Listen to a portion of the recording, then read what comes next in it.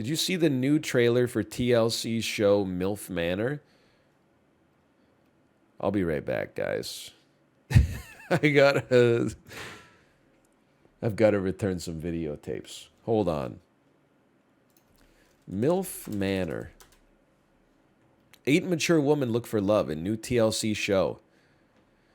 I'm ready to connect with somebody who doesn't care how old I am. Well, maybe you shouldn't be on a show called MILF Manor then. It seems like the people you're going to meet are probably going to care about how old you are. People can exclusively share the trailer. Wait, I'm people! I can share the trailer of TLC's upcoming reality series, MILF Manor, which follows 8 confident and strong-minded women who leave home for the chance to find love in paradise, according to a description from the network. The women include a competitive 47-year-old fitness studio owner from Mexico, currently living in Miami, a spontaneous 50-year-old disco mommy from Orange County, a 44-year-old Jersey girl who's relocated to Los Angeles, a 59-year-old fitness instructor and singer from LA, and a 50-year-old event planner who used to be a B-girl back in the day. What is a B-girl? Listen, if you don't know this about TLC, allow me to tell you. Every one of the shows is basically, at this point, just a way for... Listen, I don't want to make you feel bad about the state of the world, okay? Nobody's going on these shows to find love, okay? They're going on the shows to maybe have a little fun and, you know, get paid a stipend and possibly get their Instagram like another 50,000 followers, okay?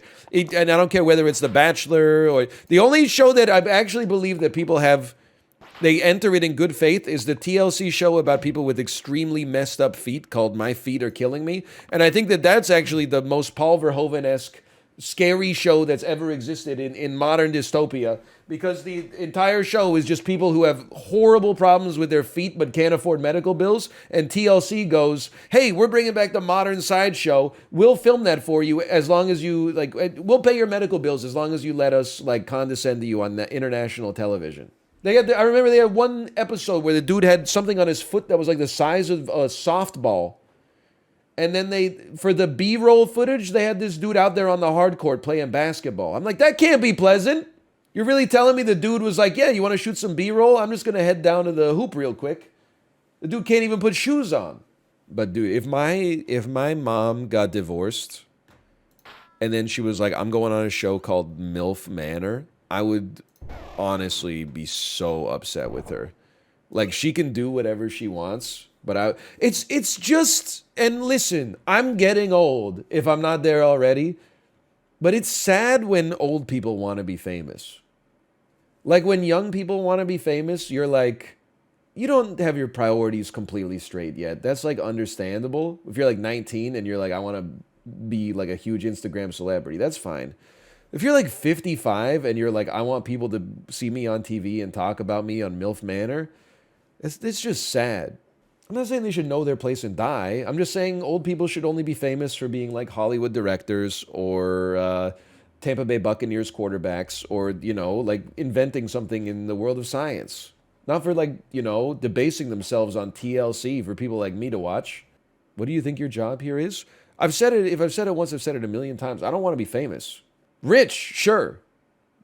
But if Twitch existed and like I knew that like the people out there watching were like not actually watching me, they were just like they were eating dinner at a restaurant while I was on the television, that would be so much better. It's now, you know, I'm walking outside, I'm feeling like Mads Mikkelsen in The Hunt. Everybody's giving me looks and I'm like, do you recognize me? Or are you just like what you see, which is like understandable, obviously. But, you know, in my head, I'm like, everyone I see could know me before I know them, you know? There's a weird asymmetry. That sounds like schizophrenia. My chatters who are not psychologists be like, that sounds like a severe mental illness. That's like Tori on Survivor. She's like, I'm a therapist. 2 days into Survivor, she's like, Rocksroy's a narcissist. Then later I look her up. She's not a therapist. She's a life coach. I mean, that's a kind of therapy in a way. By the way, I don't know if VIP Daniel's here. I was 95% sure that I was eating a table away from Survivor 42's Tori when I was in San Diego. I had no way to verify it, though, because I was not going to walk up to her and say, excuse me, are you Tori from Survivor 42? So instead, I'm just going to say that it definitely was her. Because she was talking about how Roxroy, this guy she knows named Roxroy, is a narcissist. I kid. Also, Roxroy's not a narcissist. He just loves to build things with his hands, which is something that this generation could learn a thing or two about, such as